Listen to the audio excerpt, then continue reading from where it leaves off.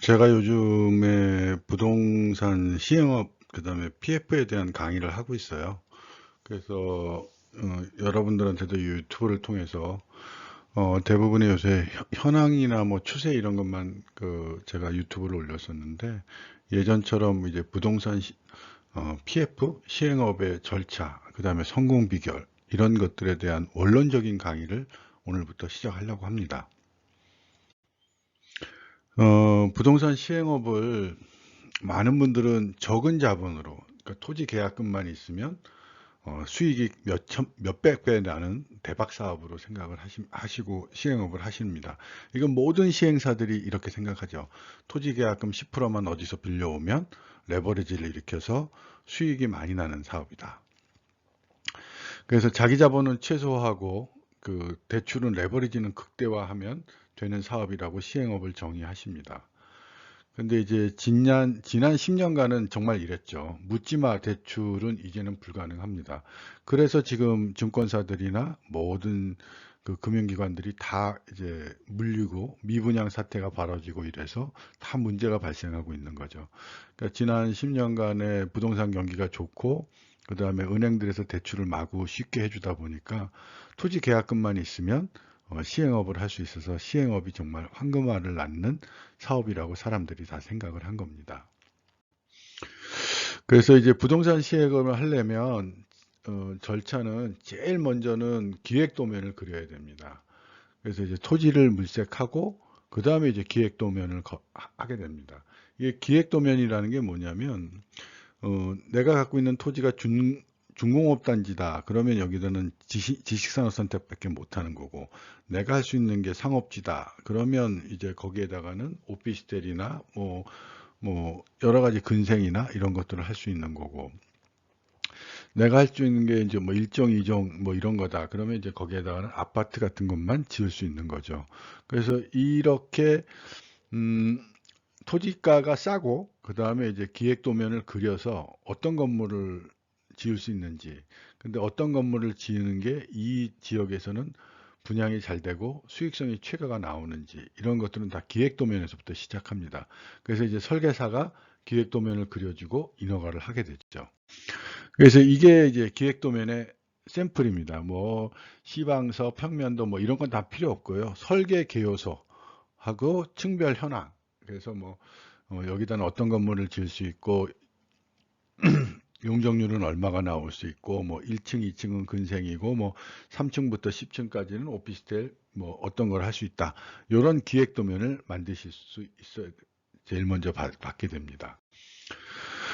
그런 다음에 이제 사업 수지를 여러분들이 이제 대충 작성해요. 그런데 여러분들이 만드는 사업 수지는 분양가는 무척이나 올려놓습니다. 그리고 PF 금리는 그냥 대충 예측합니다. 뭐 4%, 6%뭐 이렇게. 그 다음에 이제 자기 자본 비율이나 이런 조달 금액이나 이런 것들에 대한 구분 없이 단순히 얼마의 수익이 난다.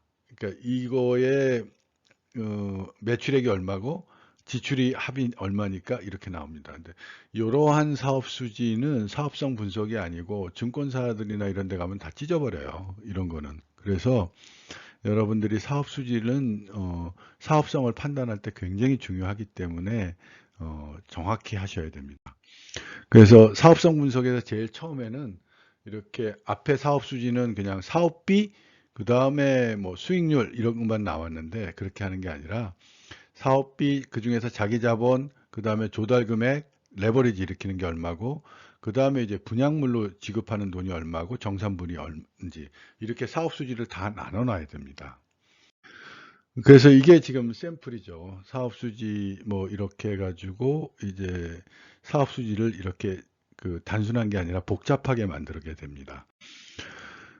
그래서 그 사업 수지에는 뭐 여기에 이제 각각의 밸류를 어떻게 했다. 금융주관 수수료 얼마 했고, 뭐 취급 수수료 얼마 했고, 그래서 필수 사업비가 얼마 들어가는데 조달 금액은 얼마였고, 그 중에서 선순위가 얼마, 후순위가 얼마다. 뭐 이런 거. 그 다음에 이제 필수 사업비에는 어떤 항목들이 들어가서 필수 사업비가 얼마가 나오고 그래서 조달 금액이 얼마가 됐다 이런 거. 그 다음에 이제 사업 수지 분석을 해봤더니 세전이익이 얼마가 나오더라. 매출이 얼마고 지출이 얼마.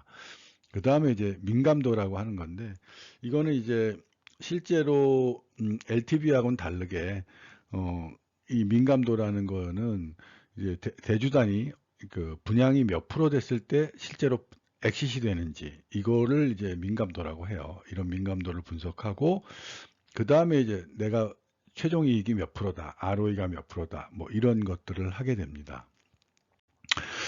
그래서 사업성 분석할 때 저희 같은 경우는 이제 금융 적정성 평가라는 걸 해요. 그래서 금융 적정성 평가라는 걸 하는 툴을 제공하는데 이게 조달 가능한 금융 구조가 어떤 거다. 그래서 그 조달 가능한 금융 구조의 선순위, 중순위, 후순위, 뭐 그다음에 ROE, DSCR 뭐 이런 것들이 다 적정하다. 뭐 이런 사업성을 분석합니다. 사실 여기까지는 여러분들이 그냥 사업 수지를 작성하는 게 아니라 이 사업 수지는 굉장한 전문성이 필요로 합니다. 그래서 일반적으로 이런 사업 수지를 여러분들이 제가 강의는 해드리지만 실제로 이해하고 만드는 것까지는 굉장히 많은 시간이 걸려요. 그래서 이제 사업 진행 여부를 판단하게 됩니다. 그래서 제일 중요한 거는 이제 ROE가 총 수익이 얼마인지.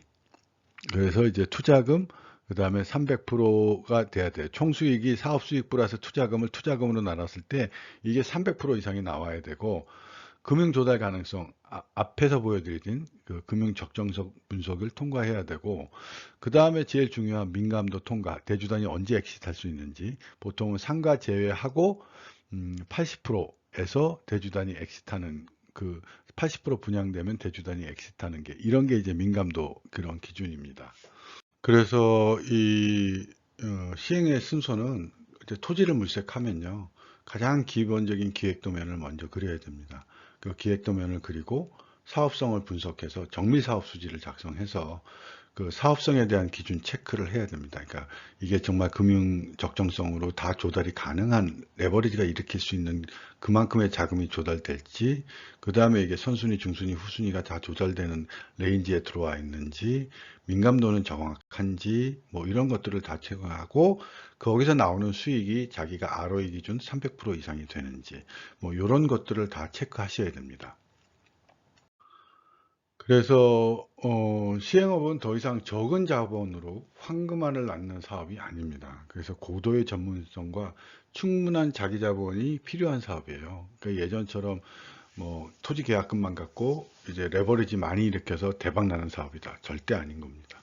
다음 시간에는 이제 2탄 부동산 PF의 이제 레버리지를 일으키는 방법에 대해서 강의를 하도록 하겠습니다. 감사합니다.